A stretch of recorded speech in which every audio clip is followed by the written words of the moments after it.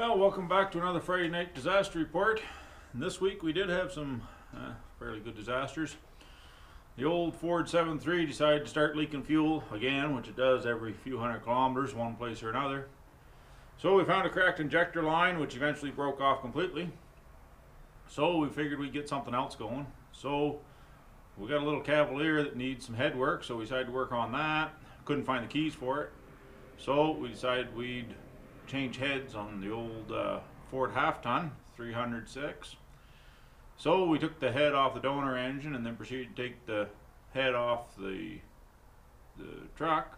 We're going to get going, and discovered that when they went from carburetor to fuel injection, they changed the bolt hole pattern so the manifolds won't fit. So we had to quit working on that. So we went back to working on the Ford and couldn't find the right injector line, so we got a different injector line, rebent it to fit on where number 2 injector line is supposed to be, the one that was broke, and got that going. And then the truck still didn't want to start good, so we got looking over and found a pinched wire coming off the solenoid, and I believe it's a glow plug power wire. So we fixed that, and now the truck starts a whole lot better, and it's probably the first full week in a year that the thing hasn't sprung a leak somewhere in the fuel system. So we got some footage of some of that and a little bit of the other fooling around we've done. We'll show you the ball joints that we took out of that Ford half-ton where we showed you last week that they were worried through the top. We'll show you what they look like when they're out of the truck, and maybe a few other odds and ends. So anyways, sit back and enjoy it. So this is what the ball joint looks like after we got it out of that Ford half-ton. You see there's not much left of it. That's the stud that come out, and it was only catching by just 1/8 of an inch maybe on the edge, was all that was keeping that whole steering knuckle from folding under the truck. That's the other side, and it ain't broke off yet. You see that ball's poked right up through the top. Same as that one. The top of that ball would normally be down around here somewhere, so it's wore through probably a 1/4 inch or more, and then popped up and peeled everything back. Minor miracle that he didn't have himself a big old wreck, but she's fixed now.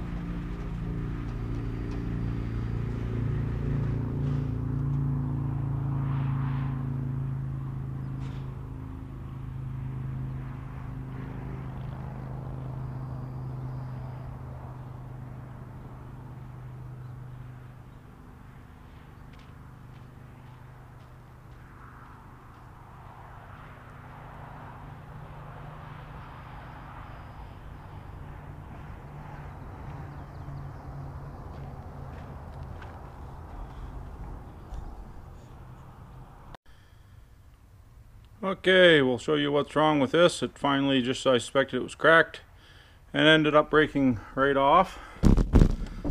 So you can see here, get the light half decent here, the line is no longer hooked up at all. She's just hosing fuel out everywhere.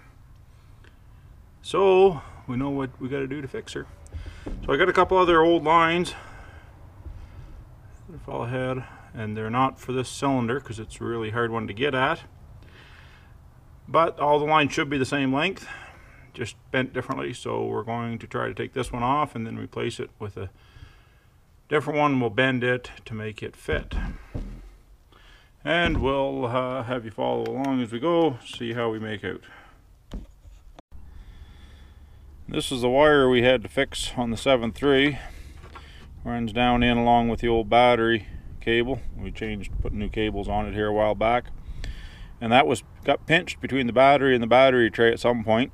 And obviously wasn't making a good connection. So after not my favorite idea putting a butt splice on, but it's a fix for now, I guess, much as I hate doing that. But anyways, now she seems to start a whole lot better. Was taking fits where when it was warm she didn't want to start, she wouldn't crank good. But that seems to be cured up now. And our injector lines are staying dry here. We're going to give the engine a little wash here one day when we get around to it.